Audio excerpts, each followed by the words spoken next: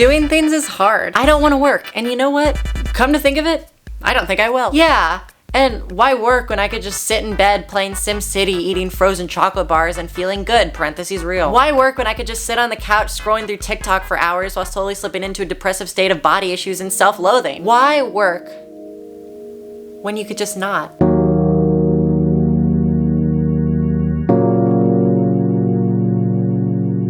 You know, the fact that this video took a month to make, well, it was actually a creative choice. I did that on purpose. I just thought, you know, it was emblematic of the thing that, you know, shut up. And just to emphasize the idea of this video, right as I'm finishing this up, this thing pops up in my recommended, and now suddenly I'm copying Savannah over here. I just got out of my rut, and yet she decides to crawl out of her hole after a year right before me. The audacity of somebody else to have the same emotions that I do. My life is a singular experience, and your very existence doesn't fit into it, and therefore I'm irrationally angry. That was a very poorly disguised metaphor. Anyway, losing motivation. It's one of the hardest things to rationalize in the human existence, and I feel as though it is not talked about enough. I usually hear it in regards to a symptom of depression. I am sad, therefore I have no motivation.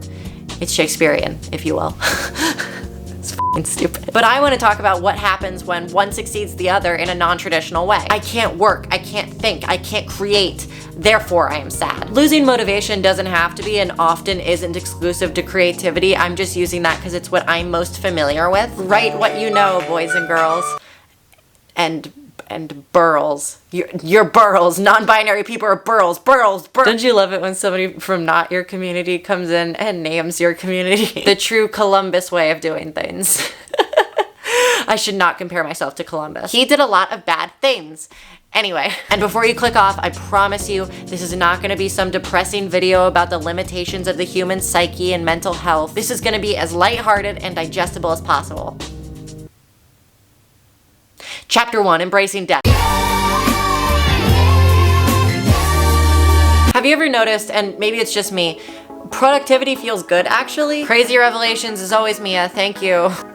That feeling of working on something that I guess in this scenario would have to be untethered from the relentless grips of the corporate machine, but nevertheless, working by your own volition on something that you want to or need to get done that is going to positively affect you in some way. God, it feels so f***ing good. When I'm tip-tap typing away on my computer, writing my next video and avoiding schoolwork because who needs a future? It's one of the best feelings in the world. Did you know the domestic pig can orgasm for upwards of 30 to 90 minutes? Now, I know what you're thinking. Mia, is creativity inherently a pig with potential? No. Why did I write this? Why did I write this? But we all can't have that much fun. Besides, have you seen Charlotte's Web? If anything, this is just retribution for the untold amount of mental trauma we've inflicted on this species. What I'm trying to say is productivity feel good, which is why the concept of losing motivation fascinates me so much. It's a human desire and emotion that feels good, and yet we can just somehow lose the motivation to have it on a whim. This is fascinating. This is why I believe it can be connected to depression so easily. It's the easiest explanation for this because losing the desire for things that bring you joy is a key part of the illness and also what makes it so deadly. But like I said earlier, you can lose the desire for it separately, so why? I'll tell you why. My bed feels so good and I can't do anything. Here's my theory. My brain don't think good. That's just a fact. If you need proof, see section 1, article 25, the Charlotte Web pig orgasm comments I made like 30 seconds ago. And because of my often inability to do any type of meaningful cognitive functions, it is only rational that I would cease to have a desire to make myself happy if it involved any unintended mental consequences. Mental exercises, you f***ing bimbo. Oh my god. This video is gonna keep going back and forth between almost smart and utter brain dead trash garbage, so stick around, I guess. Which brings me to point 3. I guess it's TikTok time. You see, if my hypothesis is correct, which, let's be honest, it is, look at me, then I believe it's reasonable to state that we still have the desire for the little tiny serotonin chemicals that make our brain go burr.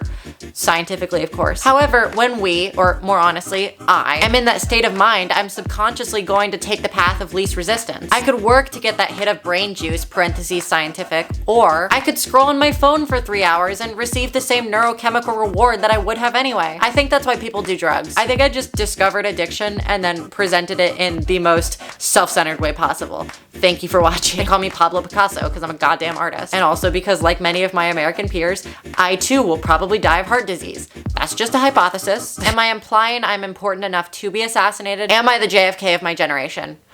All of the above, doctor. There it is again, that funny feeling. A lot of people don't know this, but I actually ghost wrote Bo Burnham's entire special, but where's my Emmy? This is what modern homophobia looks like. Eventually, your dopamine chasing endeavors are going to hit a brick wall. God, this next part is so fucking stupid. I don't know why I wrote this. Most likely metaphorically, but if you're sleeping in a race car bed, I wouldn't be surprised if you do literally as well. I'm just so, please do not blame me. Blame the writer. Lightning McQueen, if you're out there, I'd like to apologize. So did some bitch just start mowing their lawn? I swear to God. The camera died.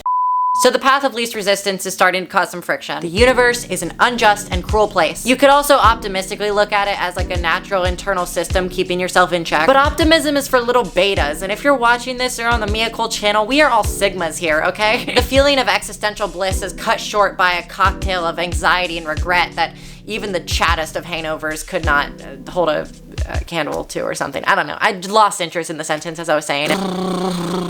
Eventually, you're not going to be able to ignore the part of you that wants desperately to get back to living your normal life. But it still feels like a mental roadblock that is not even in the realm of collapsing anytime soon. Sooner or later, you're gonna need to reconcile with the emotional labor needed to tear down this blockage. Talking in metaphors is fun. Which leads me to point 2. Did I mention each chapter has points I'm going off of? Here they are. Okay, this sentence is a mouthful, so I'm just gonna read it from here. The retributive need to combat the negative emotions eating you up inside is going to culminate in a regaining of motivation at some point. The only issue is the feeling can't be controlled by sheer willpower. You cannot will your will to press onward into existence. Incidentally, terrible Pixar movie. I've never seen it, but I did see the trailer and it didn't look good, and I based my opinions off of what Twitter says. Eventually, this dark and overwhelming need to fix yourself will culminate into energy, right? I mean, that's what I tell myself anyway. I mean, it's never worked, but I'm willing to keep trying. The truth is, there's nothing you can do. That's it. End of thought. End of video. Bye. You ever tried to force creativity? It's not good for you. There are very few creative endeavors out there that have turned out to not be terrible when they come from a forced project. Except, of course, the critically acclaimed Top 10 Dogs.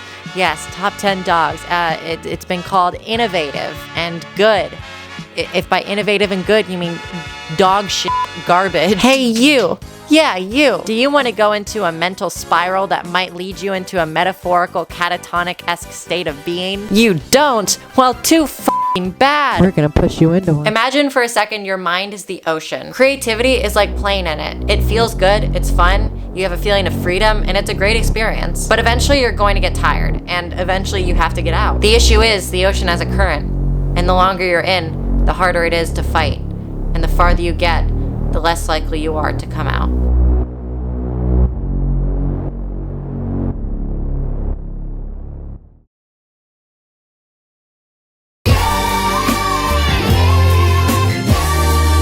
Okay, so going back to pig orgasms for a second. Look, you're not allowed to feel things, okay? Emotions are for the weak, and we are sigmas. Why do work when you could just not, LOL? What is the point of putting yourself through all of this? The simple answer is, you have a story to tell. And the human condition is to be constantly learning through a set of stories we tell each other, right? Now, sure, they can't all be as good as Top 10 Dogs, but you can certainly try. I think it's easy from an outsider perspective to look at all of this and not really understand. I think it's easy to take all of this information analytically and say, good things are to be happy, bad things are to be sad. Therefore, laziness is to be happy. Sloth was never a sin. Brad Pitt was just gaslighting you. There are only 6. I bet that wasn't even his wife's head in the box. But the truth is, if you are to actually experience these emotions in real time, you get a far more nuanced perspective on the matter and realize that working is a human need. Again, not necessarily in the context of our corporate overlords, but just having a purpose in general. I don't know, maybe somewhere out there someone is enjoying their job. Flight attendants seem like they're having fun, especially the gay ones. And I feel that it is necessary to accept this,